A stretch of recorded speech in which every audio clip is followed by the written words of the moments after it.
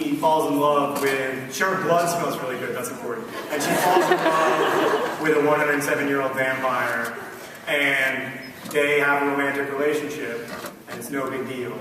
Even though, and I'm speaking here to my fellow old people, we know that the reason that adults should not have relationships with teenagers is not because we look old, it's because we are old. So anyway, there's this very troubling, lots of troubling dynamics at the heart of this relationship, the women need men dynamic, the 107-year-old versus 16-year-old dynamic. The only reason that he's rich is because he played the stock market for 107 years, and who wouldn't be rich? But that novel is a good example, and I should say that I enjoy reading these books, but it's a good example of when you romanticize someone so much that you think of these people almost as gods. Edward Cullen is very similar to the way we would imagine a god, his skin cold as marble, the fact that he doesn't have to pee, he doesn't have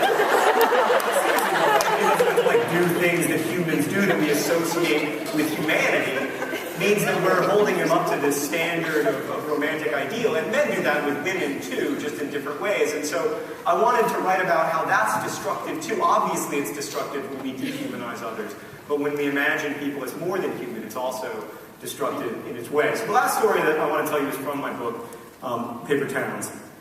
I grew up in Orlando. The title of the book is set in Orlando. I grew up in Orlando, and the title of the book has 3 different meanings in the 3 different sections of the book. In the first section, they're looking down at a skyscraper, and they see this town of Orlando, which is a very much a planned city, and it looks like it was made out of paper.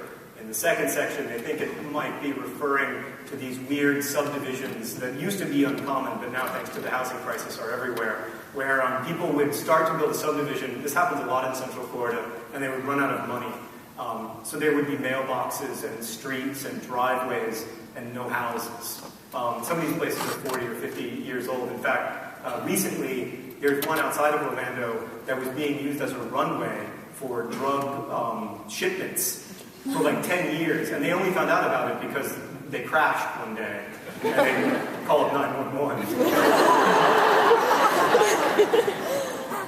Tough. I guess that's a tough call to make, but limited options.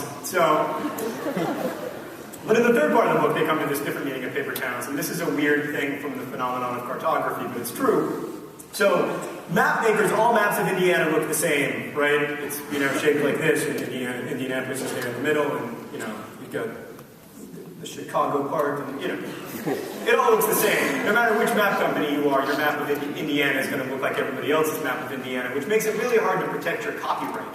If you are doing new and exciting work in the field of mapping Indiana, it's really hard to make sure that no one steals your work. And for centuries, ever since the days of 15th century maps, the way that people have dealt with this problem of cartographic thievery is by putting fake places on their maps.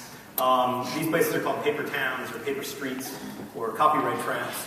And this still happens. Google Maps has tons and tons of copyright traps. There was a recent map of Ohio released by Michigan cartographers where one of the towns was named Go Blue.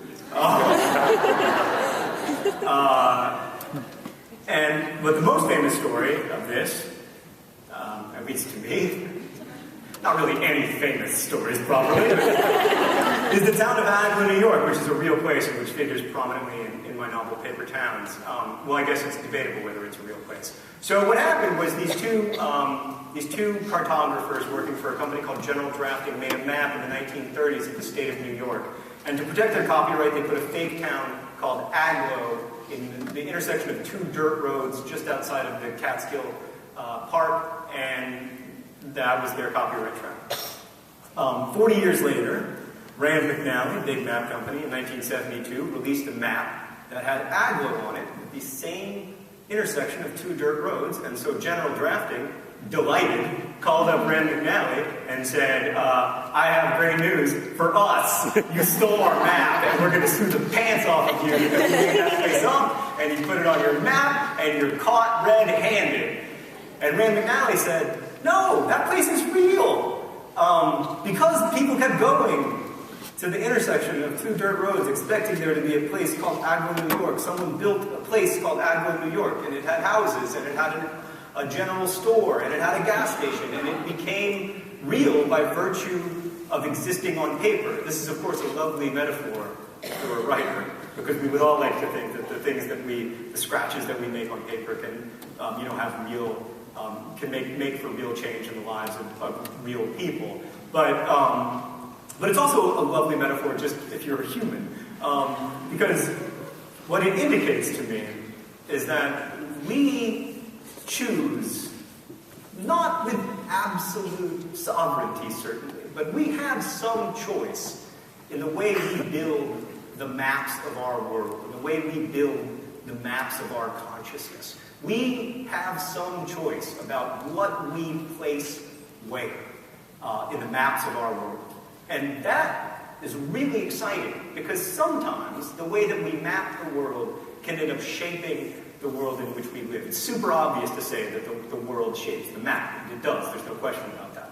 But the fascinating thing to me, the crazy thing to me, is that the map also shapes and changes the world. And that goes not only for cartography, but also for the interior maps of our consciousness, I think, and for the maps of our interconnectedness as humans. And that, when you begin to internalize that, at least for me, is when you're able to make those empathic connections to other people and to see other people as more fully human. And it was that gift that Esther gave me of allowing me to see her as a more complex person than I'd been seeing the characters that I'd been writing about for years and years and years. It was that gift that allowed me to write The Fault in Our Stars. So I'm very grateful to her, but I'm also very grateful to you for listening to me. And so thank you very much, and I will now take your questions.